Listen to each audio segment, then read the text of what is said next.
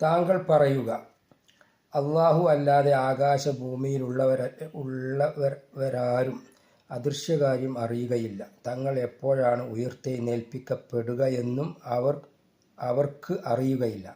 ആകാശഭൂമികളിലുള്ളതെല്ലാം അവൻ അറിയുന്നുണ്ട്. നിങ്ങൾ രഹസ്യമാക്കുന്നതും പരസ്യമാക്കുന്നതും അവൻ അറിയുന്നുണ്ട്.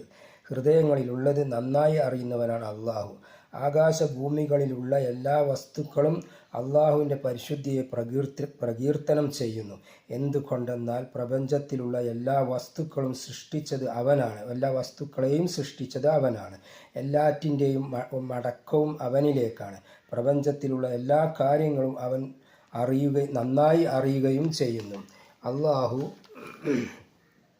അല്ലാഹു ദൂതന്മാരെ ഒരുമിച്ച് കൂട്ടുകയും എന്നിട്ട് അവരോട് നിങ്ങൾക്കെന്ത് മറുപടിയാണ് ലഭിച്ചത് എന്ന് ചോദിക്കുകയും ചെയ്യുന്ന ദിവസത്തെ നിങ്ങൾ സൂക്ഷിക്കുക. ഞങ്ങൾക്ക് ഒരു അറിവുമില്ല, അദൃശ്യകാര്യങ്ങൾ അറിയുന്നവൻ നീയാണല്ലോ എന്ന് അവർ മറുപടി പറയും.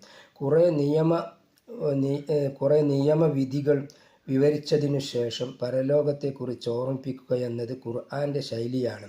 അന്ത്യദിനത്തിൽ അല്ലാഹു തൻ്റെ ദൂതന്മാരെയെല്ലാം ഒരുമിച്ച് കൂട്ടും. നിങ്ങളുടെ പ്രബോധന പ്രവർത്തനങ്ങൾ സ്വന്തം സമൂഹത്തിൽ എന്ത് പ്രതികരണമാണ് ഉണ്ടാക്കിയതെന്ന് അവരോട് അല്ലാഹു ചോദിക്കും. അദൃശ്യജ്ഞനായ നിനക്കറിയാവുന്ന കാര്യങ്ങളല്ലാതെ മറ്റൊന്നും ഞങ്ങൾക്കറിയില്ല എന്ന് വിനയപൂർവ്വം അവർ മറുപടി പറയും.